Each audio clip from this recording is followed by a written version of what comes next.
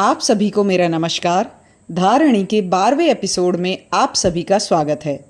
2024 का election result आ चुका है। बीजेपी लेड एनडीए ने बहुमत पा लिया है और ये माना जा रहा है कि 8 तारीख को प्रधानमंत्री मोदी तीसरी बार प्रधानमंत्री के रूप में शपथ लेंगे।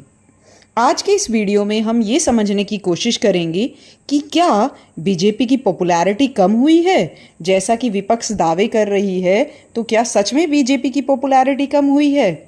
तो अब हम फिगर्स देख लेते हैं और थोड़े फैक्ट्स देख लेते हैं। तो अगर हम फिगर्स की बात करें तो जो 2019 में इलेक्शन हुआ था उसमें लगभग 61 करोड़ वोट डाले गए थे और 2024 में जो इलेक्शन हुआ है उसमें लगभग 64 करोड़ वोट डाले गए हैं। लगभग 2 करोड़ नए वोटर्स इस बार वोटिंग लिस्ट में जुड़े हैं, ऐड हो गए हैं। 2019 में बीजेपी का वोट शेयर था 37.3% और 2024 में उनका जो वोट शेयर था ये आंकड़ा रहा है 36.6%, यानी कि 0.7% का अंतर देखने को यहाँ पर हमें मिलता है। आपको ये जानकर हैरानी होगी कि बीजेपी को 2019 के इलेक्शन के कंपैरिजन में 69 लाख वोट ज़्यादा मिले हैं। हालांकि 69 लाख वोट ज़्यादा मिले हैं, लेकिन सीट्स इतनी कम क्यों आई हैं फिर? तो इसका एक बड़ा कारण ये है, हमें यहाँ पर समझना होगा कि बीजेपी का वोट शेयर कम नहीं हुआ है बल्कि शिफ्ट हो गया है। यानी पहले जो वोट्स ज़्यादा मिलते थे नॉर्थ से मिलते थे, लेकिन अभी वो वोट शेयर साउथ की तरफ शिफ्ट हो रहा है। साउथ से काफ़ी वोट मिले हैं, जैसे कि तमिलनाडु, केरला में बीजेपी के वोट शेयर में काफ़ी बढ़ोतरी देखने को मिली है। साथ ही साथ कई सीटों पर बीजेपी सेकेंड आई है इन एरियाज़ में। एक और बात जो हमें समझनी होगी वो ये है कि इंडिया का जो पॉलिटिकल सिस्टम है ना, उसमें सीट्स और वोट शेयर में कोई डायरेक्ट संबंध नहीं है। यानी कि ऐसा ज़रूरी नहीं है कि अगर मेरा वोट शेयर बढ़ रहा है तो जो मेरी सीट्स हैं, जीती हुई सीट्स हैं, वो भी बढ़ें। जैसा कि हम एक एग्जाम्पल से समझने की कोशिश करेंगे।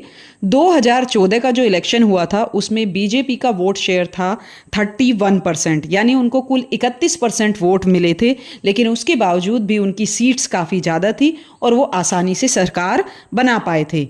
लेकिन अगर 2024 के इलेक्शन की बात की जाए तो बीजेपी का वोट शेयर है 36.6%, लेकिन इतने वोट शेयर के बाद भी उनकी सीट्स काफ़ी कम हैं और उनके लिए सरकार बनाना काफ़ी मुश्किल हो रहा है।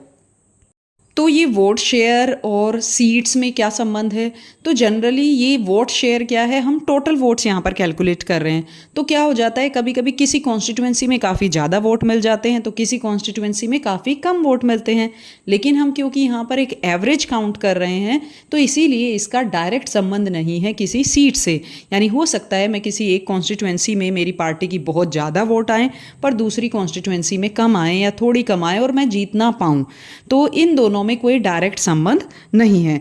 इसका मतलब ये नहीं है कि जो बीजेपी की पॉपुलैरिटी है वो कम हो रही है, क्योंकि वोट शेयर ये दिखाता है पॉपुलैरिटी तो लगभग मेंटेन्ड है, लेकिन कहीं ना कहीं अदर फैक्टर्स भी रिस्पॉन्सिबल रहे। और दूसरा वो फैक्टर वो क्या था, वो ये था कि जो बाकी सारी विपक्ष की पार्टियां हैं उन्होंने एक गठबंधन बना लिया, उन्होंने एक अलायंस बना ली और इसकी वजह से क्या हुआ कि बीजेपी वर्सेस विपक्ष, यानी पूरा का पूरा विपक्ष एक साथ हो गया।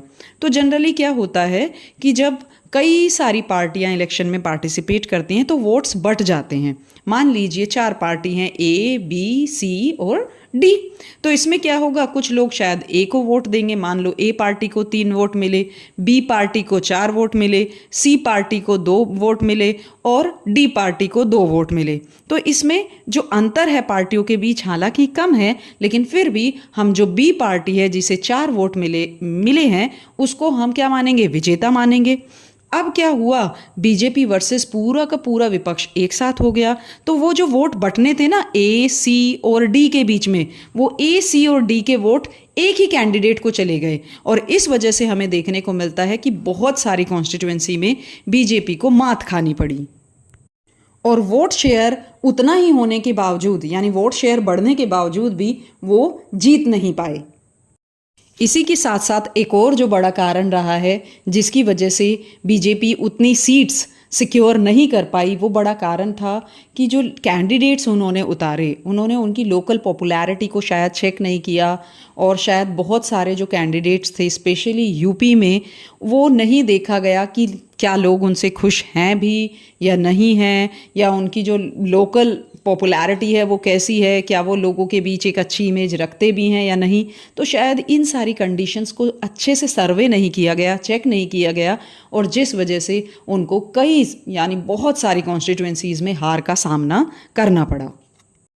आशा करती हूँ कि आप सभी को ये वीडियो पसंद आया होगा। इस वीडियो को बनाने का मेरा मकसद बस इतना ही है कि मैं थोड़ी सी अवेयरनेस क्रिएट कर सकूं, क्योंकि ये जो इलेक्शन का मुद्दा है अभी काफ़ी चर्चा में है, और साथ ही साथ हम देखते हैं कि न्यूज़ चैनल पर काफ़ी डिबेट होती हैं और उसमें प्रवक्ता अचानक से कुछ भी फैक्ट्स लाकर प्रोड्यूस कर देते हैं, कुछ भी वो बातें करते हैं और जनता अक्सर उनको मान लेती है। तो बस इस वीडियो का मकसद है अवेयरनेस क्रिएट करना, ताकि आप क्वेश्चन कर सकें, आप एनालाइज कर सकें कि क्या जो टीवी में दिखाया जा रहा है वो सही है भी या नहीं, और आप एक अवेयर सिटीजन बने और ये अवेयरनेस आपको अच्छे फैसले लेने में मदद करे। जय हिंद, जय भारत।